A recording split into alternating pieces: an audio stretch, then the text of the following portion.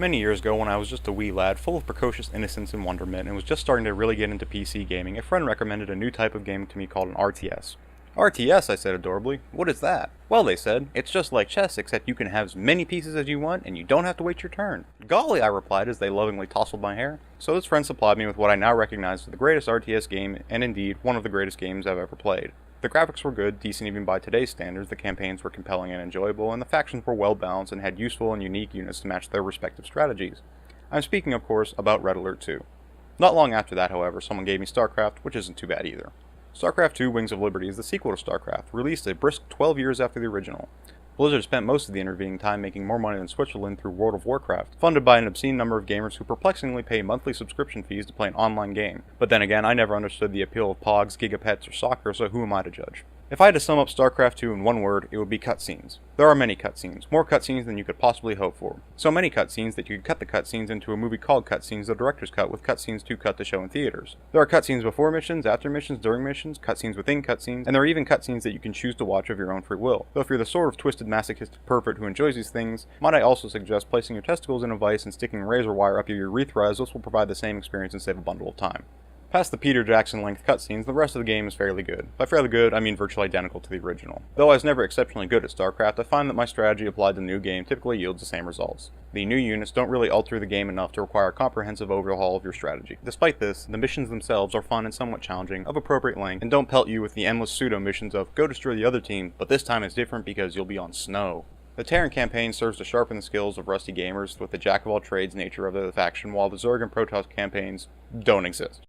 That's right, you get to dish out another $60 to $100 over the next 2 to 12 years for the Zerg and Protoss expansion packs because, well, there isn't a legitimate reason other than some profoundly devious marketing. I have a laundry list of complaints to dish out, but let's just focus on a few. First off, fix the difficulty curve. As I mentioned before, I was never a great StarCraft player, so I started out on normal. This was absurdly easy, so I bumped it up to hard. This is basically the same as normal with a handful of additional enemy units. I then switched to Expert, whereupon I was blasted backwards off my chair and only just managed to unplug my computer before several Zerglings leapt through my monitor. Why are the only options to play either chimp with Down syndrome wearing oven mitts or the love child of General Rommel and a South Korean teenager? It should be a smooth gradient between difficulties, not a bunny hill ending abruptly in a brick wall. Number 2. Fix the damn group select commands. As any moderately experienced RTS gamer knows, grouping units is the key to success. StarCraft II has the normal control plus number grouping system, but also adds this astonishingly annoying feature. In a normal game, if you have two groups that you want to move together, you select Group 1, press Shift, and select Group 2. In StarCraft II, this results in Group 2 being absorbed into Group 1, completely defeating the purpose of splitting them in the first place. Therefore, if for example, you have an air group, a ground group, and a support group, I would have to create 5 groups to serve my purpose, one for each type, one group to move them all together, and a 5th group just for combatants so that my SCVs don't hurl themselves into a group of onrushing Zergs and raising my blood pressure. I suppose this was done to make it easier to add units to existing groups, but I need to select multiple groups more often than I need to add single units. Another gripe, make unit commands distinct enough that they can interoperate with disparate units. Vikings can only attack air units while in the air and ground units while on the ground, and they switch by using the E and D keys. If you have them selected with your typical battle group, these keys will not work, requiring you to painstakingly seek out the Vikings, double-click, press the appropriate key, and order them to attack, by which time the rest of your units are gawking vacantly directly into the battlecruiser death cannon.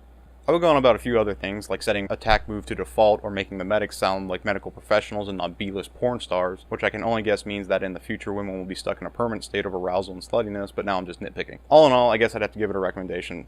It works, it's challenging, and will probably provide some good online play, though I say that with a massive fucking disclaimer that online play is not an excuse for shitty single-player play.